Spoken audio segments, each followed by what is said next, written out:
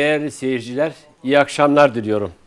Dört Kapı 40 Makam programıyla tekrar huzurlarınızdayız. Bugünkü konuğum Profesör Doktor Alemdar Yalçın. Bu akşamki konumuzsa Kureyşan Ocağı ve oymaklarını konuşacağız. Tekrar iyi akşamlar diliyorum, hoş geldiniz. Hocam hoş geldiniz. Hoş bulduk. Saygılar sunuyorum. Saygı benden sana. Hocam kısaca ben sizin özgeçmişinizi seyircilerimize tanıtmak istiyorum. Şimdi Kayseri'de doğdunuz. Evet.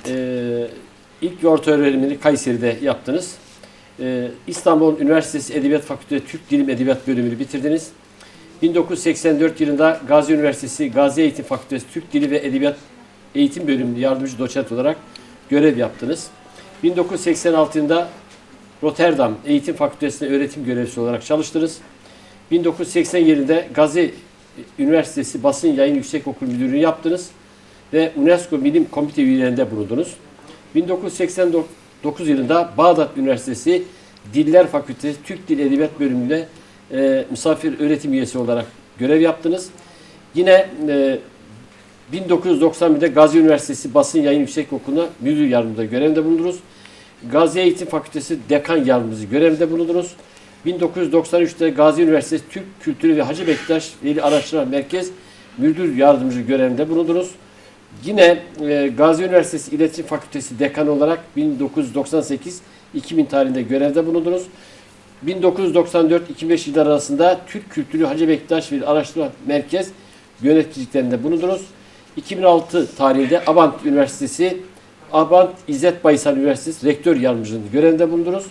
2008 tarihinde yine bu fakültede Rektör Yardımcılığında Fen Edebiyat Fakültesi Dekanlığından ayrıldınız ve yine bugün ise Türkiye Bilimsel Kültür Araştırmalar Merkezi Başkanı olarak görev yapıyorsunuz. Evet. Hocam eklemek istediğiniz bir şey var mı? Yok. Aslında bu tarz şeylere pek fazla gerek yok. Bazı seyircilerimiz gerçekten iyi tanıyor ama tekrar etmekten fayda olduğunu düşünüyorum. Hocam siz son dönemlerde Kureyşan Ocağı ve oyma üzerinde ciddi çalışmalar yaptığınızı biliyoruz. Ona geçmeden önce secere ve berat nedir? Bu konudaki çalışmalarınız konusunda gerçekten ciddi olarak secere ve beratlar üzerinde çalıştırıyor. Karşılaştırmalar yapıyorsunuz. Gerçekten Türkiye tarihinde özellikle Gazi Üniversitesi'nde Alevi Bektaş Araştırma Merkezi'nde bulunmanızdan ötürü Alevilere çok ciddi katkılarınız var. Bu konuda ne dersiniz? Şimdi öncelikle bu şecere ve berat ne kadar önemli onun üzerinde durmak gerekiyor. Bazı tarihçi arkadaşlarımız da bu konuyu tam olarak maalesef anlayamıyorlar. Şimdi Avrupa'da 12. yüzyıldan başlayarak ailelerin soy şecereleri tutuluyor. Kiliselerde tutuluyor. Evet. Ve dolayısıyla köklü aileler var. Bu köklü ailelerin nereden geldikleri, ne zaman hangi işi yaptıkları biliniyor. Şimdi de Avrupa'da biyografi şirketleri var. Böyle seçkin insanların, sanatçıların, bilim adamlarının, işte ailelerin soy şecerelerini çıkarıyorlar. Amerika Birleşik Devletleri'nde de var. Ve bunlar işte Amerika Cumhurbaşkanı seçildiği zaman hemen gidebildikleri kadar en eski dönemlerine kadar giderek anlatıyorlar. Maalesef bizde bu şecere ve berat konuları şimdiye kadar ciddiye alınmadı tarihçiler tarafından. Evet. Hatta bazıları ibretle biliyoruz. Televizyonlara çıkıyorlar. Ya bizim soy şeceremiz yok kardeşim diyorlar. Anadolu'da soy şeceresi yoktur diyor. Ondan sonra biz diyoruz ki vardır. Arkadaşlar 3 ay sonra gene çıkıyorlar. Ya yoktur diyorlar soy şeceresi diyorlar. Evet. Halbuki soy şecereleri var ve bizim üzerinde çalıştığımız soy şeceresi daha farklı. Bizim üzerinde çalıştığımız soy şeceresi Peygamberimizin çocuklarının özellikle Hazreti Ali soyundan gelenlerin soy şecereleri devletler, İslam devletleri yaşadığı sürece tutulmuş. Emeviler dışında İslam devletleri yaşadığı sürece tutulmuş ve Peygamberimizin soyundan gelen Hazreti Ali'nin çocuklarından özellikle Hazreti Hüseyin ve Hazreti Hasan'ın çocuklarına birisine Hazreti Hasan soyundan gelenlere Şerif adı verilmiş. Hazreti Hüseyin soyundan gelenlere de Seyyid adı verilmiş ve bu Seyyidlerle ilgili kurumlar oluşturulmuş. Evet. Ve bu kurumlar şecereyi tutmuşlar. Şecereyi tutarken de bir disiplin içerisinde tutmuşlar. Ne demek disiplin? Şöyle söylerim. Birincisi Hazreti Adem'den Peygamberimize kadar bir şecere oluşturuyor. Şecerenin içerisinde. Öncelikle dualarla ve ayet ve hadislerle giriliyor. Sonra Hazreti Adem'den başlayarak Peygamberimize kadar bir şecere sayılıyor. Peygamberimizden Ehl-i Beyt'e kadar bir şecere sayılıyor. Yani Ehl-i Beyt dediğimiz Peygamberimizin 12, Hazreti Hüseyin'in 12 şeyi dahil olmak üzere, 12 imam dahil olmak üzere bir şecere sayılıyor. Arkasından da o seyyidin bunlardan hangisinden geldi? Hangi imamdan geldi? Evet, İmam Rıza'dan mı geliyor? İmam Cafer-i Sadık'tan mı geliyor? İmam Taki'den mi geliyor? İmam Musa-i Kazım'dan mı geliyor?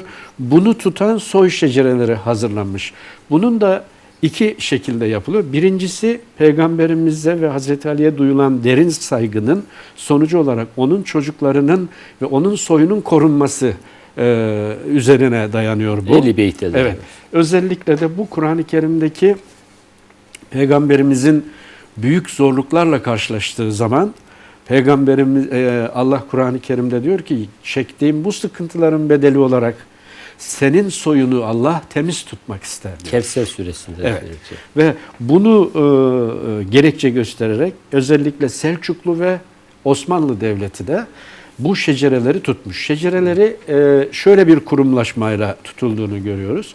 Selçuklu'dan alayım. Daha önceleri var ama çok zamanımızı alacak. Mesela Kahire'de var, Şam'da var, Bağdat'ta var tutulmuş şecereler. Özellikle Nişabur'da var çok sayıda şecere. Erdebil dergahında var şecere. Fakat tabii asıl Anadolu olduğu için Anadolu'dan örnek vereyim.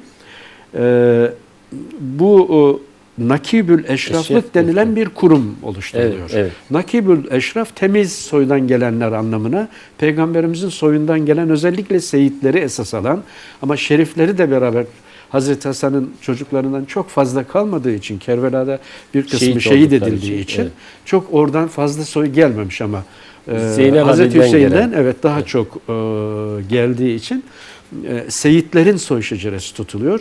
Bir, devletin başkentinde, Bursa'daysa Bursa'da, Edirne'deyse Edirne'de, İstanbul'daysa İstanbul'da bir Nakibül Eşraflık kurumu var. Bu kurumun görevi seyit soyundan gelenlerin şecerelerini incelemek, bunların doğruluklarını belirlemek, doğrulukları belirlendikten sonra onlara, bu ailelere belirli görevler vermek. Bu görevlerden yaygın olarak yapılanlar müstahfızlık dediğimiz bir şey. Müstahfız şu demek, devlet bir yerde savaşa gittiği zaman, ülke bir yere gittiği zaman bulunulan bölgenin güvenliğini sağlamaktan görevlendiriliyorlar. Vergiden muaf tutuluyorlar. Bazı ilmi faaliyetleri destekleniyor ve kurulan vakıflarının sürekli özellikle öğretiyi anlatması konusunda teşvik ediliyor. İbn Batuta'nın seyahatnamesinde, şimdi bunlar çok bilinmiyor Türkiye'de, onun için kaynak vereyim. İbn Batuta'nın seyahatnamesinde mesela Burdur'da Nakibül Eşraflık Kurumu'nun kaymakamlığının olduğunu söylüyor. Aydın'da Nakibül Eşraflık Kaymakamlığının olduğunu söylüyor. Sivas'ta Nakibül Eşrafların gelerek kaldıkları büyük ve görkemli bir konaktan söz ediyor. Ve benim işte şimdi kitabımızda da yer alacak olan Selçuklu döneminden bir belge elimize geçti. Bu belge Anadolu'daki bütün Nakibül Eşraflık şeylerinin, kaymakamlıklarının bağlı olduğu bir Nakibül Eşraf'tan söz ediyor yapı olarak. Evet. Ve 2. Yıldırım Beyazıt döneminden sonra da Osmanlı Devleti bunu İstanbul'da kurumlaştırıyor. Şeyde başlıyor, Edirne'de başlıyor. Daha sonra işte çalkalanmalar falan ve İstanbul'da bu soy şecereleri tutuluyor. 37 defterden söz ediliyor İstanbul Müftülüğü arşivindeki. 38 defter, ben de bakmıştım hocam. 38 defter 38 defterden söz ediliyor. Biz çok üzerine düştük. Hatta bazı dönemin Diyanet İşleri Başkanlarına ve devlet bakanlarına söyledik. Her seferinde yok öyle bir şey dediler. Fakat sonra bizim ısrarla söylememiz üzerine araştırılınca İstanbul Müftülüğü arşivinde olduğu ortaya çıktı. Evet, doğru hocam. Ve bunun hızla yayınlanması gerekiyor ki Anadolu'daki bir geleneğin devamı açısından, ayrıca Türkiye Cumhuriyeti Devleti'nin İslam ülkeleri arasındaki saygınlığı açısından da bu Nakibül Eşraflık belgelerinin yayınlanması son derece önemli. Evet. Bahsettiğiniz gibi hocam bunlar İstanbul Müftülüğü Şerriye Sicilleri arasında 38 cilt ve Anadolu ilk kez 12. yüzyılda 1049'dan aşağı yukarı Anadolu'ya ilk ayak basan seyitler o dönemden itibaren tutulmaya başlamışlar. Evet. Menşur dediğimiz bir yazı var. Evet. Selçuklu döneminden bu Nakibül Eşrafların görevlerini belirleyen menşur dediğimiz bir belge bugün elimizde var. Evet, çok teşekkür ederim. Hocam berat nedir? Hocam bu konuda biraz açık getirir misiniz? Evet. Berat ve icazetname ikisini bir arada değerlendirmemiz gerekiyor. Evet. Berat yine resmi bir devlet tarafından kayıtları incelenerek bir yerdeki zaviye veya kutsal ziyaret yerinin her türlü işletilmesinden kastımız şu. Birincisi bir zaviyeye yetki verilmişse, bir zaviye resmen tanınmışsa o zaviyenin birinci görevi ayende ve revende denilen yürüyen veya atla giden bütün misafirleri ağırlamak görevleri var. Evet. Ve bunu ücretsiz olarak, 3 gün ücretsiz olarak yapmak durumundalar. Daha fazla olursa belirli bir ücret masraflarını karşılıyorlar. İkincisi öğrenci yetiştirme şeyleri var. Üçüncüsü çevredeki yoksulların yeme içmelerinin sağlanması gerekiyor. Çok amaçlı. Çok amaçlı ve bu amaçları belirleyen devlet tarafından yazılarak verilmiş olan bu inanç merkezine verilmiş olan belgeye berat diyoruz. Evet. İcazetname ise bundan daha farklı. İcazetname bir kutsallık ifade ettiği için devlet vermiyor bunu. Bunu şimdi mesela bizde çıktı, onu kullanacağız. Orijinal belge, şimdiye kadar bilinmeyen bir belge. İmam Musa Kazım'ın Bağdat'taki dergahında da icazetname veriliyor. Şimdi icazetnameler nasıl hazırlanıyor? Bir, Kerbela'da hazırlanıyor. İkincisi biraz önce söylediğim gibi Bağdat'ta İmam Musa Kazım Külliyesi'nden hazırlanıyor. Erdebil dergahından hazırlanıyor ve orada inanç önderleri var. Yani Seyit adını verdiğimiz inanç önderleri var.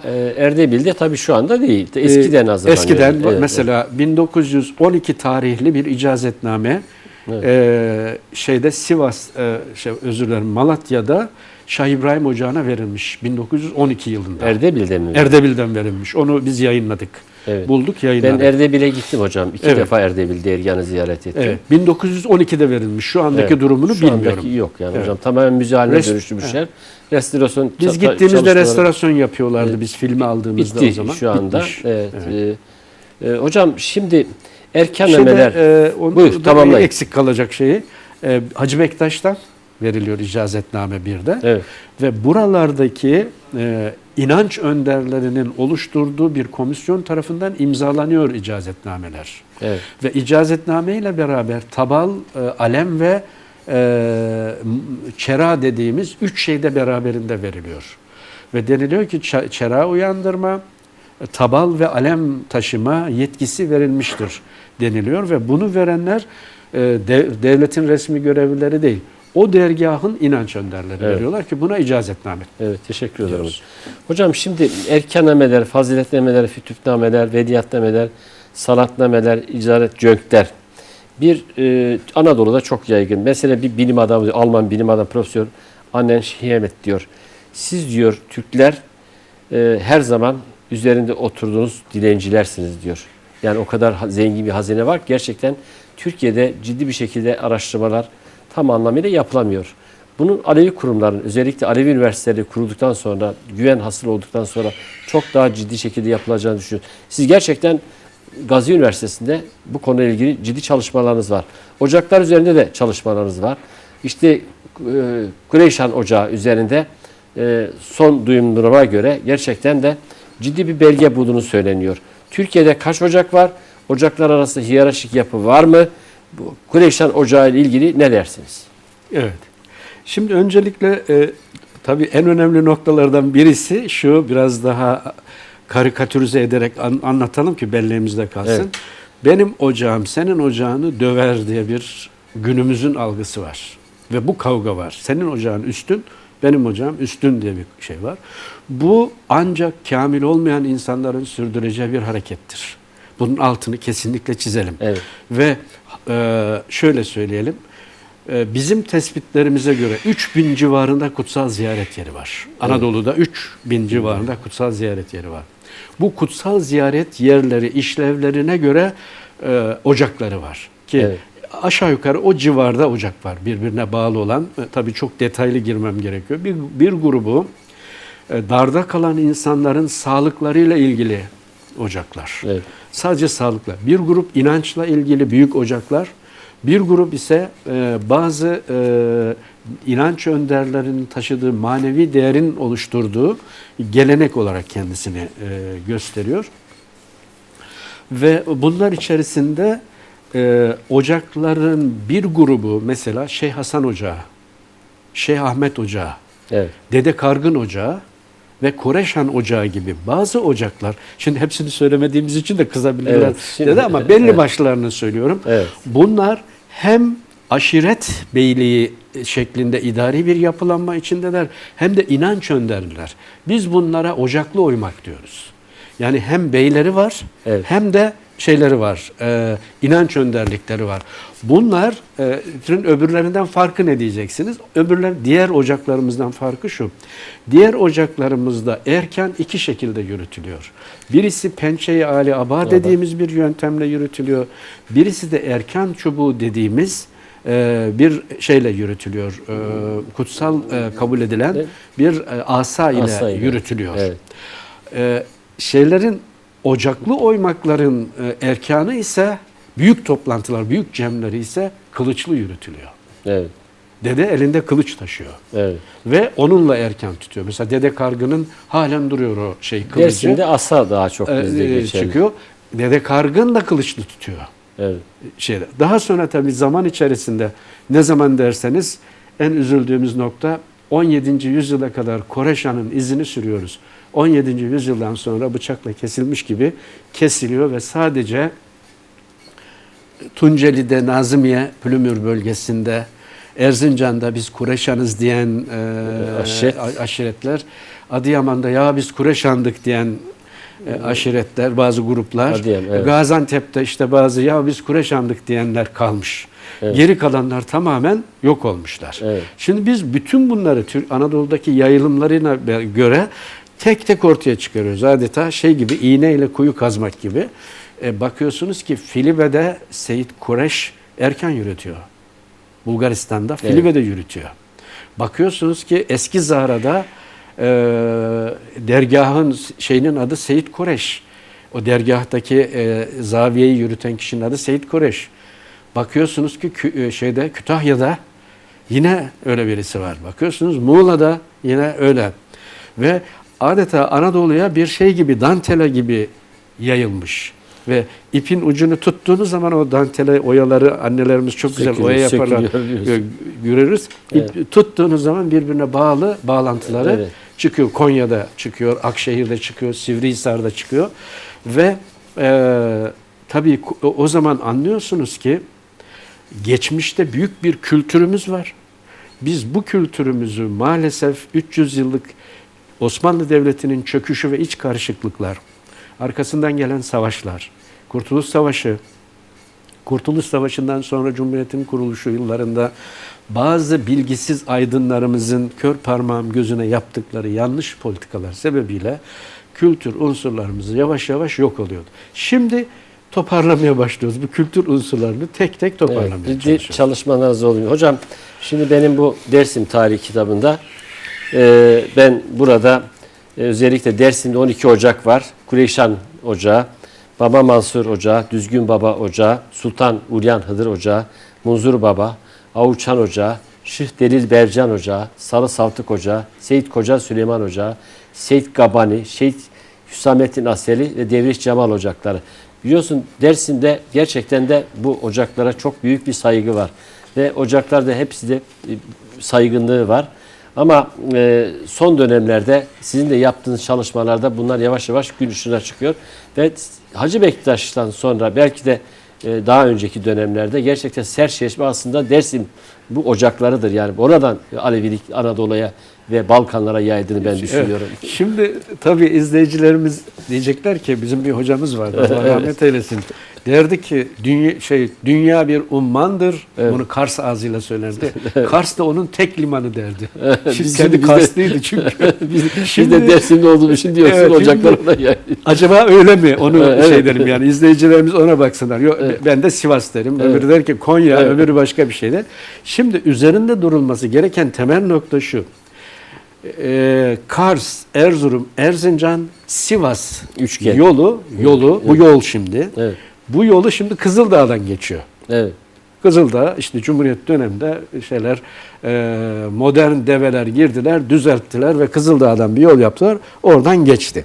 Halbuki 11, 12, 13. yüzyılda Erzurum'dan Erzincan'a, Erzincan üzerinden Murat Vadisi'nden girilerek Dersim üzerinden geçiliyordu. O bölgeden geçilerek Elazığ, Malatya, İç Anadolu'ya geliş yolu orasıydı. Evet. Ve orası da stratejik olarak çok önemli bir yerdi. Buralarda derbentler kurulmuştu. Neden? Şimdi kış var. 2 metre kar yağıyor. Bu kar içerisinde oradan kervan geçecek. Şimdi kervan deyince de geçen ben Trabzonlular Vakfı'nda bir şey söylüyordum. 1000 develik kervandan söz ettim. Bittikten sonra bir çok değerli bir şeyimiz var Sayıştay'da. Dedi hocam biraz mübalağa değil mi 1000 dedi. Hayır, 1000 develi kervan var. 1000 develik kervanlar geçiyor. 2 metre karda 1000 develik kervanı nasıl geçireceksiniz siz? Güvenlik içerisinde çığ düşmeden, eşkıyalar yağmalamadan nasıl geçireceksiniz? Oraya en güçlü insanları koyarak, en güçlü topluluklarınızı koyarak geçireceksiniz.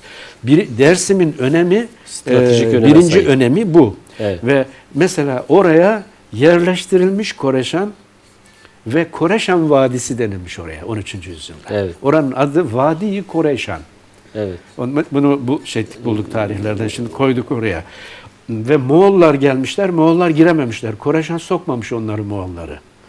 O zaman anlıyoruz ki Koreşan 10. 11. yüzyılda Anadolu'ya gelen gruplar arasında yer alıyor. Evet. Ve ikinci temel nokta da şu, tabii bunu da bilmek gerekiyor. Şimdi besici topluluklar, aşiretler ve aşiretlerin inanç önderi ocaklar besici topluluklar. Yani koyun besliyorlar, keçi besliyorlar, at besliyorlar, katır besliyorlar, bir grubu deve besliyor ve bunlar yayla ve kışla arasında dolaşıyorlar. Yaylaları neresi? Diyarbakır yaylaları, Gaziantep yaylaları, Rakka yaylaları, Halep yaylaları ve özür dilerim kışlaları, düzeltiyorum, kışlaları. Buradan çıkıyorlar, Nevruz'la beraber hazırlık yapıyorlar ve buradan yola çıkıyorlar. Hayvanlarını yayarak Hozat'a kadar geliyorlar. Gözeler bölgesi var Hozat'ta, evet, Ovacık'ta evet. Gözeler bölgesi var. Bir grup Kiye'ye ve Hınıs'a kadar çıkıyor yayarak. Ve çıktıkları an mesela Hozat'ta 3 milyon koyunun, birçok değişik aşiretlerin 3 milyon koyununun yayladığına dair elimizde belgeler var. Kaçıncı yüzyılda hocam? 13. yüzyılda. Yakın dönemler. Yani diyelim ki şöyle söyleyeyim, tam somut olsun. Kârer Dağı diye bir dağ var. Bingöl'ün evet. Kârer Dağı var. Kârer Dağı'nda soruyoruz yaşlılara. Diyoruz ki kaç yaşını hatırlıyorsun? Diyor ki hocam 7 yaşını hatırlıyorum. 7 yaşında bu yaylada kaç tane koyun vardı diyoruz. Her evin kaç koyunu vardı diyoruz, sayıyoruz. Kârer Dağı'nda 1952 yılında 300 bin koyun var. Evet. Tunceli, Hozat ve Ovacık yaylalarını da bunun 10 katı olarak düşünün. Ne kadar koyun olduğunu düşünün siz. Evet, evet. Ve bu dolayısıyla buralar yayla olarak son derece önemli Dersim bölgesi. Temiz suyun ve temiz otun bulunduğu bölge. Evet. O yüzden bölge stratejik açıdan, iki açıdan son derece önemli. Bu yüzden de güvenlik kentleşmenin açısından de çok etkisinde kalmamışlar. Evet, evet. Geleneği de canlı bir şekilde sürdürüyorlar. Evet, peki hocam reklamlardan sonra tekrar devam edeceğiz kaldığımız yerde. Teşekkür ederim.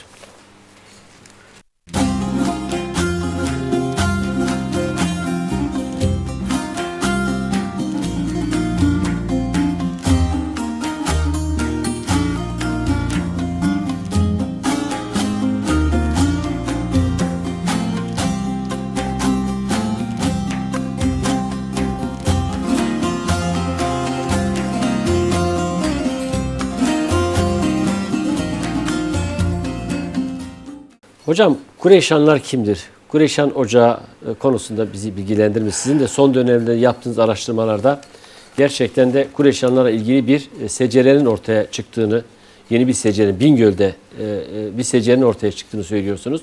Kureyşanlar kimdir? Benim de bu konuda Kureyşanlarla ilgili yine Dersim tarihinde yazdığım bir şey var, secere var. Fakat sizin de yeni bulduğunuz bir secere var. Bu konuda ne dersiniz? Evet, şimdi bu konu öncelikle izleyicilerimizin bilmesi gerekiyor ki el emeği ve göz nuru isteyen adeta iğneyle kuyu kazmak gibi bir iş.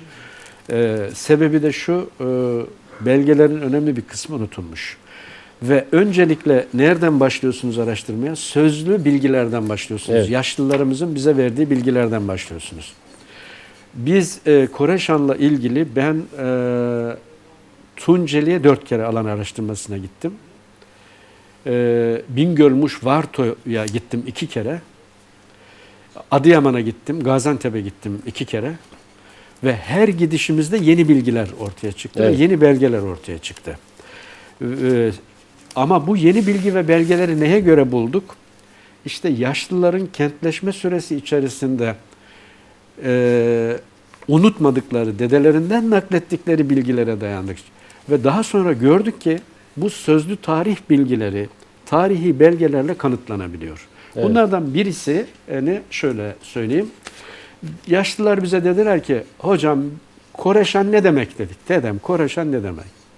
Koreşan, Kureyş mi dedik, yani Arap kabilesi olan, evet, Kureyş, evet, mi? Yok hocam dediler, Arap kabilesi olan Kureyş değil. Peki nedir? Koreşan, Horaşan'dan gelir. Zazaca Horasanlı demektir. Evet. Şimdi biz bunun üzerine nerede aramalıyız o halde Kureşan'ın kökünü? Horasan'da aramalıyız. Horasan deyince Horasan kocaman bir kıta. Evet, bizim evet. Erzurum'un Horasan bölgesi değil yani.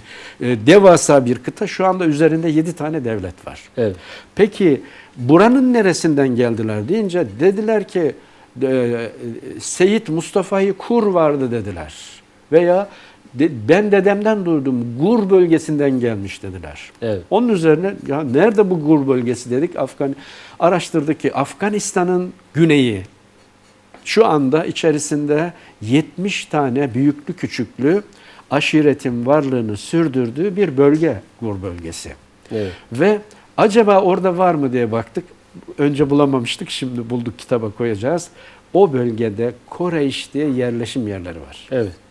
Ve kesinlikle oradan yola çıkarak geldikleri ortaya çıktı yer olarak. İkincisi, peki bu Koreşan ne zaman geldi dediğimiz zaman yine dedeler sözlü tarih bilgilerine dayanarak dediler ki bize hocam dediler Cengiz ordularının önünden gelmişler. Cengiz orduları Moğolların önünden gelmişler dediler. Hakikaten falan. Bölgenin demografisini alt üst etmiş Cengiz orduları. Evet. Ve biz de dedik ki demek ki bu kaç dalga? Anadolu'ya gelen 3. dalga. 3 temel dalga var. Bir 4. dalga var ama onun üzerinde durmayacağım. O 8. yüzyılda Malatya bölgesine gelip yerleşenler var Horasan üzerinden. Onları şimdi konumuzu dağıtmak için diyorum. 3 dalga var. 2. dalga 12. yüzyılda Anadolu'ya geldikleri kesinleşti. Yani 3. dalgayla değil 2. dalgayla gelmişler. Dedelerin de herkesin anlayacağı şekilde söylersek Mevlana'dan ve Hacı Bektaş Veli'den önce Anadolu'da varlar. Evet. Onu belirteyim. Yani o zaman 1150'lerde falan. 1180'lerde falan. Evet, 1180 çünkü şecerelerden Gaziantep'teki 1150'lerde Bama Mansurlarla ilgili Diyarbakır'da bir belge daha bulundu. Evet. O zaman evet. Şöyle diyebilirim 1100 falan olabilir mi hocam? Yani o civarda gelmiş olmalılar. Evet, evet. Yani kesin tarih veremiyoruz evet. Ama bazı mesela Gaziantep şecerelerinden yaptığımız hesaplamaya göre 1180'li yıllara evet, denk evet. geliyor. Gelmişler. Peki geldikleri zaman nasıl yerleşmişler diye dersek, öncelikle üzerinde durulması gereken Erzincan Çayırlı bölgesine yerleşmişler. Evet. Erzincan Çayırlı bölgesinde şu anda 22 köy halen kendisini Koreşanlı olarak tanımlıyor. Ve Zazaca konuşuyorlar. Zazaca konuşuyorlar. Evet. Ve bunlar da kendi içinde kollara ayrılmış durumda. Çok fazla evet. detaya girmeyeyim, zamanım olmaz. İkinci kol, yerleşen kol Tunceli Nazmiye Pülümür bölgesine yerleşmişler. Evet. Ve o bölgeye Vadi-i Koreşiye diye ad verilmiş. 13. yüzyıl belgelerinde Vadi-i Koreşiye diye var, kayıt var. Evet. Daha sonra anladığımız kadarıyla bir kol Adıyaman'a yerleşmiş, bir kol da Gaziantep'in Göçmez, yeni adı Göçmez, eski adı Milelis olan bölgesine yerleşmişler. Demek ki Koreşanların yerleştiğini gösteren şey bir Gaziantep, 2 Adıyaman, 3 merkez olarak Tunceli, 4. merkez olarak da Erzincan. Erzincan'a yerleşenler 2 kol. Birisi kadim ilk gelerek yerleşenler, ikinci gelenler ise Nazımiye Pülümür'den göç ederek oraya yerleşenler. İkinci yerleşenler, onlar da 2 kola ayrılmışlar. Evet. Bir kol bugünkü Çayırlı bölgesine yerleşirken diğer kol Aşkale bölgesine doğru yayılmışlar. Erzurum, ve Aşkale. Derviş Cemallılarla Celal Abbas'ta, düzeltiyorum affedersiniz, iç içe girmişler biraz. Evet. Bunlara Gazeyan kolu adını veriyoruz. Evet. Şeyde. Bir iddiaya göre ise ilk geldikleri yer Göçmez, Milelis'in Göçmez. Fakat ilk geldikleri yer olduğuna dair elimizde kesin bir kanıt yok. Ama bu şekilde dağılmışlar. Şimdi yine sözlü gelenekte. Evet. İsterseniz siz... Hocam bir şey bahsetmek. Şimdi ben bu Dersim Tarih kitabında özellikle Horasan'la ilgili bir şey söylemek istiyorum. Bu kitapta 156'da şöyle bir yorum yapmıştım ben. Horasan, Kuresan, Kuristan sözlük anlamında güneşin doğduğu yer anlamındadır diyor. Ve gerçekten de ben bu bölge Horasan bölgesine gittim. Hazar Denizi'nin güneybatısında. İşte Eylemistan, Gilan, Horasan, Erdebil bölgeleri, oradaki özelliklere, Dersim'e özellikleri birbirine çok örtüşüyor. Bir de Tunceli Kültür adlı kitapta da ben Kureyşanları biraz önce belirttiniz. Kaliler, Alyanlar, Hüseyinler, Nevaliler, Guliler, Kudurlar, Kudanlar, Gaziler 5 kol. Evet, kendi aralarındaki bölümlere ayrılıyorlar. Hocam şimdi sizin bahsettiğiniz gibi Kureyşanlar 12 imamlara bağlı. Musa-i Kazım'ın soyundan geliyorlar. İbrahim Mükerrem Müceb'a bağlıdırlar. Seyitler mi? Evet. Sizin yaptığınız araştırmalarda. Şimdi şöyle söyleyeyim. Elimizdeki belgeler, bu şecereler, evet, menakıplar, evet, ve erkennamelerde anlatılan bilgiler zaman zaman birbiriyle çelişiyor. Fakat bizim çıkardığımız listeye göre, yani isimlerin çıkarıldığı listeye göre gidişi doğrudan doğruya İmam Musa Kazım'a gidiyor. Evet. İbrahim Mükerrem Mücab da diye de bir oğlu var. İbrahim diye, evet, bir oğlu da var İmam Musa Kazım'ın. Ve onunla bağlanıyor ve doğruluyoruz. Ama iki belgede de İmam Rıza'ya gittiğine dair belgeler var. Evet. Bu belgeleri ikiye ayırıyoruz biz. 16. yüzyıl öncesi yazılan belgeler, 16. yüzyıl sonrası istinsah edilen, çoğaltılan belgeler. 16. yüzyıl sonrası işin içerisine biraz ciddiyetten kopmuş. 17, 18, 19. yüzyılda belgeler güvenilirliklerini biraz yitirmiş diyorsunuz. Ama 16. yüzyıl öncesi metinlerinde ve sözlü gelenekte İmam Musa Kazım'ın oğlu İmam Mükerrem Mücab, İbrahim Mükerrem Mücab'a gidiyor ve bağlanıyor ve peygamber soyundadırlar. Peygamber soyu Hazreti Hüseyin'in çocuklarından. Evet. Ve daha sonra Seyit Mahmud Hayrani'yi. Evet. Seyit Mahmud Hayrani'den sonra Hacı Kureyş, Seyit Kureyş, birden fazla Seyit Kureyş var. Evet. Mesela en kıdemlilerinden birisi Mahmud-u Kebir, Seyit Mahmud-u Kebir, Seyit Mahmud Hayrani, Seyit Yusuf ve 2 tane daha var, şu anda hatırlayamadım isimlerini. Bunlar çok sık olarak şecerelerde birbirini teyit eder, doğrular şekilde geçiyor. O zaman şöyle söyleyeyim. Sizin daha önce vermişsiniz bir beyanatta 12 imamlardan İmam Musa-i Kazım'ın 24 çocuğu olduğunu, 20 çocuğun bir kısmı kız alıp vermelerden dolayı Horasan'daki kabilelere akraba oldukları, yeni bağlantı İmam Musa-i Kazım'a kadar gidiyor. Ondan sonra da biraz önce bahsettiğiniz gibi İbrahim Müceb'a kadar, sonra Mahmud Hayrani'ye kadar dönüyor. ve oradan işte Moğolların baskısı nedeniyle göç edip 11. yüzyılda Dersim'e önce Erzincan Tercan'a gelip yiyorlar. Sonra Dersim'e yurt ediniyorlar. O zaman şunu söyleyebiliriz. İmam Hüseyin'in soyundandırlar. Evet. Ve Ehl-i Beyt'tirler. Ehl-i Beyt. Peki buna bağlantı olarak soruyorum. Kemal Kılıçdaroğlu bir Seyit'tir. Soyu da Ehl-i Beyt'e dayanıyor. Baba diyebilir miyiz? Evet. Baba tarafından İmam Musa Kazım'a dayanıyor. Evet. Peki hocam şimdi 1987 tarihinde Süleyman Ateş'in tercüme ettiği Sultan Mahmud bin Sultan Mustafa el Zafer adlı bir Seyit Mahmud Hayrani'nin bir seceresi var. Bu konuda ne diyorsunuz? Bu doğru mu? Şimdi şöyle söyleyeyim. Belgenin orijinallerini de biz aldık ve şu anda Gazi Üniversitesi'nin arşivinde. Bende fotokopisi var. Yeminli mütercim İbrahim, şu anda soyadını hatırlayamıyorum ama bir yeminli mütercim tarafından noter, Ankara'daki bir noterde tercüme ettirilerek şey. Yalnız o belge incelendiği zaman ortaya çıkan şey şu. O belgede belirli tarihler var. İşte Alaaddin Keykubat'tan söz ediliyor. 1. Murat'tan söz ediliyor, bir başka Murat'tan söz ediliyor falan ve bu tarafa doğru geliyor. Bunların tarihleri uyuşmuyor. Birinci temel nokta bu. Evet. İkinci temel nokta, belgede Koreş adı hiçbir yerde geçmiyor. Ne Koreş geçiyor, ne Kureyş geçiyor, ne de bunu kanıtlayacak herhangi bir şey geçiyor. Bu yüzden de şu anda Bingöl'de bulunan bir başka ocak var. Derviş Gevr Ocağı dediğimiz, Derviş Beyaz Ocağı dediğimiz.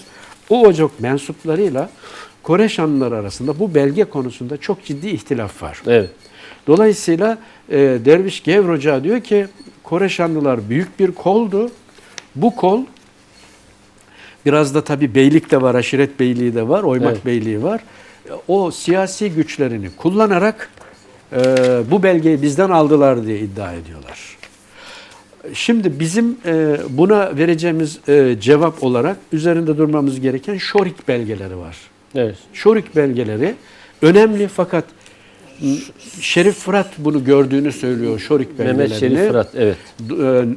Rahmetli Necat Bir Doğan bunu gördüğünü söylüyor ve buradaki Koreşan'a bağlı aşiretleri yazdığını söylüyor.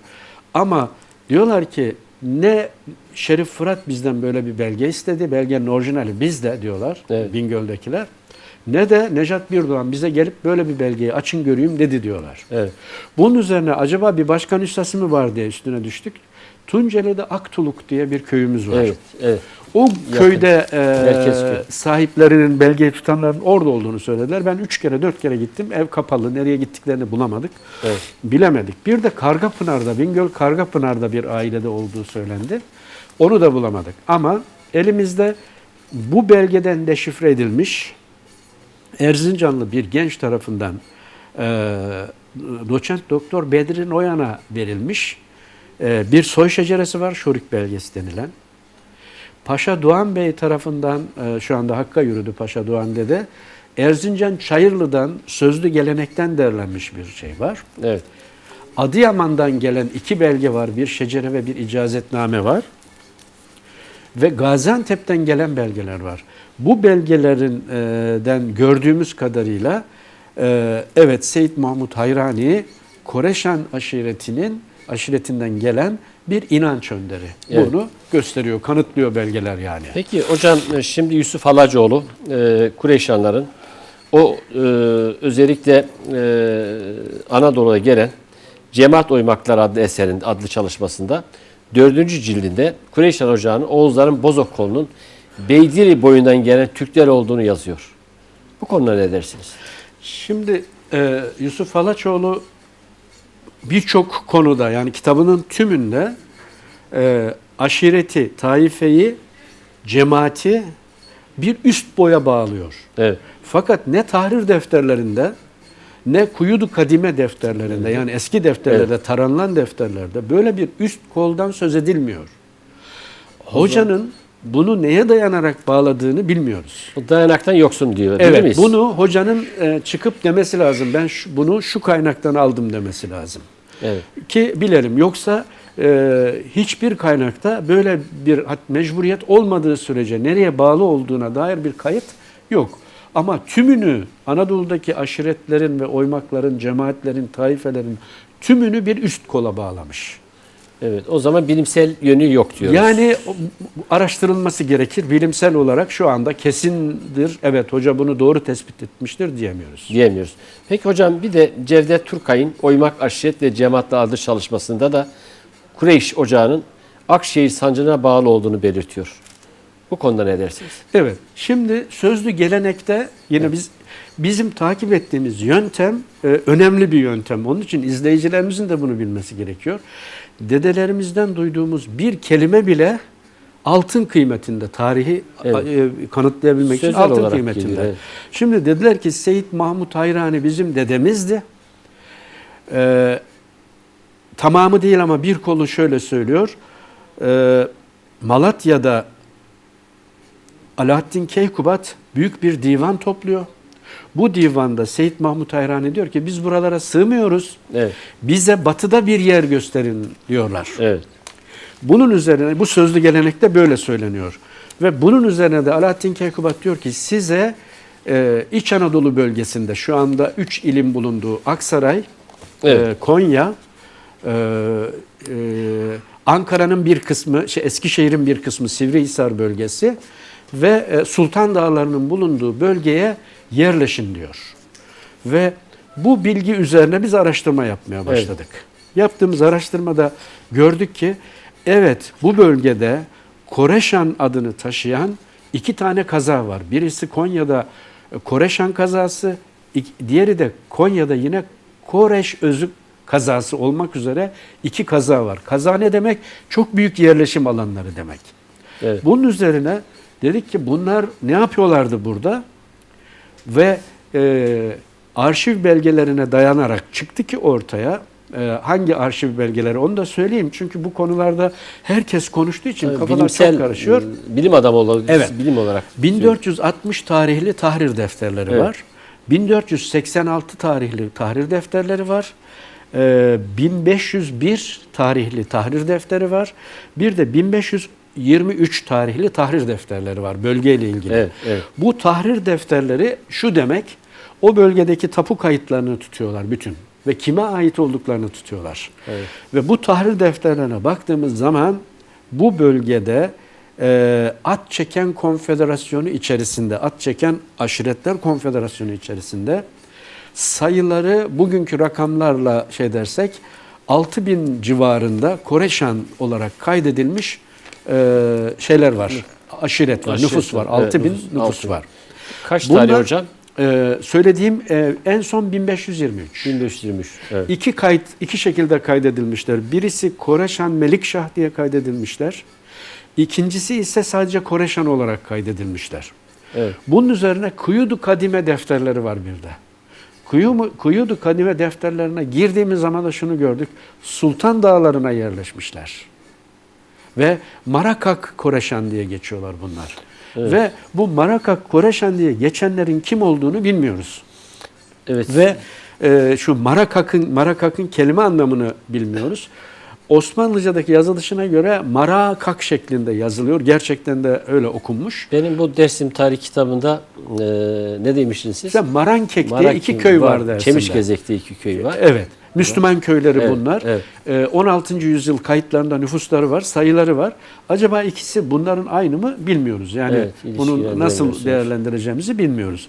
Şimdi buna bağlı olarak Seyyid Mahmud Hayrani'nin Akşehir'de olması üzerine araştırma yaptığımız zaman Sivrihisar'a Seyyid Mahmud Hayrani'nin ilk defa Sivrihisar'a gittiği ve orada bir zaviyesinin bulunduğu anlaşılıyor. Ve oradan Akşehir'e gelerek yerleştiği anlaşılıyor. Sadece kendisi değil, kardeşi de ünlü bir bilgin. Evet. Ve mezarının üzerinde, kardeşinin mezarının üzerinde, sandukasının üzerinde alimlerin kutbu olarak değerlendiriliyor. Evet. Kardeşi küçük, büyük abisi. Ahmet Ahmet Necmettin olacak. Yanlış söylemeyeyim. Evet. Ahmet Nurettin olacak. Evet. Ondan sonra. Kendisi ise Mevlana olarak geçiyor. Mevlana malumunuz kadı demektir. Evet. Mevlana Seyyid Mahmud Hayrani, yani oranın kadısı olarak geçiyor ve zaviyeyi yürüten kişi olarak abdalların, budalların serçeşmesi olarak kabul ediliyor. Bu da şu demek, manevi olarak da hem alim hem de manevi olarak bir gücü var demek. Bu ortaya çıktı. Ve yine ilginç bir şey, Afyon Boyalı'da Baba Kureyş Külliyesi var. Afyon Babalı'da. Afyon Boyalı'da. Evet. Ve Afyon Boyalı'da tabii biz gittiğimizde içimiz parçalandı. Yıkıntı halinde. Fakat sanat tarihçileri 2 kere gitmişler. Burası çok önemli demişler. 2 tane Alman bilim adamı burası çok önemli demiş. Bizim en son gittiğimizde, 2000 yılında gittiğimizde maalesef harabe halinde devam ediyor yeri. Oranın hızla restore edilmesi gerekiyor. Orada Seyit Koreş var inanç önderi olarak. Ve o da şunu gösteriyor ki Seyyid Mahmud Hayrani, Seyyid Koreş, Boyalı köyündeki Seyyid Koreş zaviyesi, Kütahya'daki Akbıyık zaviyesi. Akbıyık zaviyesi. Bir kol olarak Koreşan'ın devamı olarak kendisini gösteriyor. Peki hocam Adıyaman'da? Adıyaman'da ise Şeyhler Köyü dediğimiz köy var. O Şeyhler Köyü çevresinde Koreş adıyla anılan Seyyid Mustafa, Seyyid Ahmet, ondan sonra Seyyid, şu anda isimleri karıştırırım yanlış anlaşılır. Şu anda yatan, türbeleri olan, mezarları olan ve geleneğin, sözlü geleneğinde kesin olarak belirlediği şeyler var. İnanç önderleri var. Kureyşan inanç önderleri var. Bir başkası ise inanç önderi olarak Gaziantep Milesis'te var. Gaziantep Milesis'te sanıyorum 18 Mayıs'ta 10.000 kişinin toplandığı Baba Kureyş yatırının çevresinde büyük bir hayır diyecekler. Evet, toplantı yapılacak. Orada tarihi bir mezarlık var. Bu mezarlık son derece önemli çünkü devasa taşlardan yapılmış ve üzerinde antika değeri olan çok kıymetli şeyler var. Bunların da koruma altına alınması gerekiyor. Bunu da işte buradan bütün yetkililere söylüyoruz ki Anadolu'nun tarihi açısından Milesis'teki Baba Koreş yatırının bulunduğu, Hacı Koreş yatırının bulunduğu yerdeki mezar taşları arkeolojik olarak sanat tarihi için son derece önemlidir. Korkarız ki Avuçan'ın Elazığ bölgesindeki Sün köyündeki taşları nasıl kaçırıldıysa yurt dışına antika değeri olduğu için o taşlar da kaçırılacak. Evet. Buradan bir kere daha yetkililere ikaz ediyoruz ki orayı restore etsinler. Hocam bir şey daha söylemek istiyorum. Nasrettin Hoca ile Seyyid Mahmud Hayrani arasında bir ilişki var mı? Öğrencisi olduğunu söylüyorlar. Sonra bu konuda ne dersiniz? Evet. Şimdi yine sözlü Hacı gelenekte... Bektaş'la bir ilişkisi var mı? Şimdi sözlü gelenekte şöyle bir şey var. Hacı Bektaş Veli ile Seyyid Mahmud Hayrani'nin aynı koldan geldikleri, yani İmam Musa Kazım'ın İbrahim-i Saniye'den geldikleri. Burada bir kere daha açıklayalım. Dedelerin de bunu etmesi lazım. Dedelere de özellikle mesaj olsun istiyorum. İbrahim Mükerrem Mücap 1. İbrahim, İbrahim Sani 2. İbrahim. İkisini birbirinden ayırmak gerekiyor. Birbirine karıştırmamak gerekiyor. İbrahim Sani'nin geldiği yolunda bir şey var. Her ikisinin de oradan geldikleri yolunda ve amca çocukları oldukları yolunda bir şey var. Bir de Abdal Musa'nın düzgün Seyyid Mahmud Hayrani'nin kızıyla evlendiğine Abdal Musa'nın kızını verdiğine dair bir şey var. Bilgi var. Sözlü gelenekte bulunan bir bilgi var. Şimdi bu 3 bilginin peşine düştük. Seyyid Mahmud Hayrani ile Hacı Bektaş Veli'yi birbirlerini tanımıyorlar. Tanımadıklarını nereden biliyoruz? Velayetname-i Hacı Bektaş Veli de Akşehir'den yola çıkarak Seyyid Mahmud Hayrani 300 mollasıyla beraber Hacı Bektaş Veli'yi ziyarete geliyor. Evet. Ve velayetname diyor ki tanısa amcamın oğlu der. Evet. Bizim soyumuz der. Diyor ki bir çıkmış Akşehir tarafından bu tarafa geliyormuş. Varalım onu karşılayalım diyor. Ama aynı dönemde mi yaşamışlar? Aynı döneme yakın yani. Evet. Ama Seyyid Mahmud Hayrani kesinlikle önce gelmiş Hacı Bektaş Veli'den. Evet. Onu burada belirtelim. Buradan anladığımıza göre tanımıyor. Tanısa şey diyecek. Yani orada söylerdi. Evet. Amca çocukları olduğunu, yakınlıkları olduğunu söylerdi. İkinci temel nokta, Nasrettin Hoca'nın Hortu köyü var şu anda Sivrihisar'da. Hortu köyü var. Adını Nasrettin Hoca diye değiştirmişler. Belde haline gelmiş. Evini restore etmişler. Nasrettin Hoca'nın doğduğu evi restore etmişler. Gittik oraya, baktık. Kültür Bakanlığı çok önem vermiş oraya. Hortu köyünden topladığımız bilgiyle dedi ki acaba Nasrettin Hoca Sivrihisar'la nasıl bağlantı kurmuş? Hortuluların Sivrihisar'da yaşadıkları bir mahalle var. Bu mahalle Seyit Mahmut Mahallesi. Seyit Mahmut Hayrani demek ki. Ondan oraya sonra yerleşkesi. Seyit Mahmut'a gittiğimiz zaman bir baktık ki Seyit Mahmut zaviyesi var orada.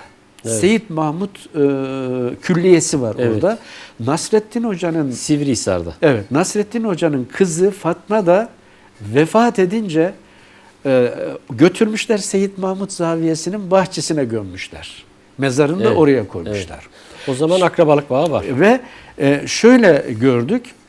Nasrettin Hoca Hortu'ya gelmiş. Hortu'dan Sivrihisar'a gelmiş. Seyit Mahmut zaviyesinde beraber öğrenci-öğretmen ilişkisi olmuş. Evet. Seyit Mahmut'la ikisi beraber oradan çıkarak Akşehir'e gitmişler. Akşehir'de hem Seyit Mahmut Hayrani'nin zaviyesi var hem de Nasrettin Hoca'nın vakfiyesi ve zaviyesi var. Böyle bir bağlantı var ve bu kesin yani. Sayın Kemal Kılıçdaroğlu o zaman Nasrettin Hoca'nın bir yerde soyundan geliyor. Yani bir yakınlık var. Yani var kız yani. alıp Seyit Mahmut Hayrani'nin soyundan ama bir akrabalık bağı da böylece kurulmuş oluyor. Öğrenci-öğretmen bağlantısı var ama acaba Seyit Mahmut Hayrani Nasrettin Hoca'ya kızını verdi mi? Evet. Ya öyle bir evlilik var mı bilmiyoruz. Evet. Burada bir başka nokta daha vardı. İsterseniz siz sorunuzu sorun. Şimdi hocam, şimdi bu secerede Seyit Mahmut Hayran'ın yani Kureyşanların özellikle seceresinin Sultan Murat Han zamanından ustasının istirahat edildiği söyleniyor. Yine 864 yılında, 990'da, 1146 tarihinde, sonra Gelibolu'da 860'da, Bağdat 940'da, yine 1597'de çeşitli o günkü padişahlar tarafından bunlar tasdik edilmiş. Gerçekten de o zaman Seyit Mahmud Hayrani biraz önce bahsettiğim gibi Ehl-i Beyt'in soyundan geliyor diyebiliyormuş sonuç Şimdi olarak. şöyle Bunlar doğru mu? Şecere üzerine bir tarihçi arkadaşımız çalışma yaptı. Alparslan Demir diye. Evet. Bu arkadaşımızın yaptığı çalışmaya göre tarihler birbirini tutmuyor. Evet. Yani mesela 1. Murat dönemi deniliyor. 1. Murat'ın hükümdarlık yaptığı dönemle söylenen isim arasındaki bağlantı olmuyor. 4. Murat'la olmuyor. Yani öyle bir bağlantı olmuyor orada. Aletin Keykubat dönemiyle bağlantı yani asıl oluyor. bağlantı şurada. Kemal Bey'in verdiği bir belge var. Evet. Çünkü 2. Ahmet döneminde hazırlanmış bir ferman var. Evet. Ailenin kutsallığını kabul edilen. Orada tekrar bu tarihler söyleniliyor. Şu tarihten beri bu aile Seyyid-i Sadat'tır. Evlatlarından yetki verilmiştir diye destekliyor. Evet. O belgeyi yayınlayacağız. Evet. O belge yayınlanmamıştı. O belge burada yoktu. Hocam bu konuyla ilgili kitap ne zaman çıkacak? Bunu da seyircilerimizin bilmesine fayda var. Kureyşan Ocağı'yla, oymağıyla ilgili bir kitap hazırlıyorsunuz. Evet. Şu anda ana kanavasını tamamladık kitabın. 3 arkadaş çalışıyoruz üzerinde. Evet. Osmanlı arşivlerinden de 2 arkadaşımız, onlara buradan çok teşekkür ediyorum. Evet. Destek oldular. Yeni belgeler, Seyit Mahmut Hayrani ile ilgili bilinmeyen belgeler bulduk yeni. Kitaba koyacağız. Dolayısıyla 3 kişilik bir ekip ve ona destek olan bir ekiple beraber çalışıyoruz. Bizim hesabımıza göre Haziran ayı sonunda matbaaya vereceğiz. Evet. Öyle düşünüyoruz. Son söylemek istediğim bir şey var mı hocam? Programımızı bitirmek zorundayız. Evet. Zamanımız doldu. Evet. Gerçekten de su gibi aktı. Yani ama burada şu gerçek şudur. Kureyşan Ocağı'yla ilgili yeni belgeler ortaya çıktı. Sayın Kemal Kılıçdaroğlu bir seyittir. Ehl-i Beyt'in soyundan geliyor. Bunu da bilmemizde fayda var diyorum. Evet. Bu Koraşan oyma Anadolu'ya yayılmış. Evet. Nereye kadar? Balkanlara kadar giden kolları var. Bunları da tek tek tespit ettik. Onlar var ama benim özellikle söylemek istediğim nokta şu. İnsani bilimlerle uğraşan bir bilim adamının temel ahlaki görevi bir insanı bir insanla sevgiyle kaynaştırmaktır. Evet. Zaten ayırmak değil, düşman etmek için araştırmaz. Evet. Dolayısıyla evet. Ehli Beyt gibi Ehli Beyt ahlakıyla arkadaşlar da böyle yapmak zorunda. Evet. Evet. Dolayısıyla bizim yaptığımız bu çalışma Anadolu'da kardeşlik bilincini ne kadar güçlendirirse biz manevi olarak o kadar tatmin olacağız. Evet, teşekkür Çok ederim. teşekkür ederim. Sağ olun. Değerli seyirciler, Dört Kapı 40 Makam programımızı burada sonuçlandırıyoruz. Değerli bilim adamı Profesör Doktor Alemdar Yalçı, Kureyşan Ocağı ve Kureyşan oymakları ile ilgili bize bilgi sundular. Bir sonraki programda görüşmek dileğiyle. Hoşça kalın, dostça kalın, sağlıcakla kalın.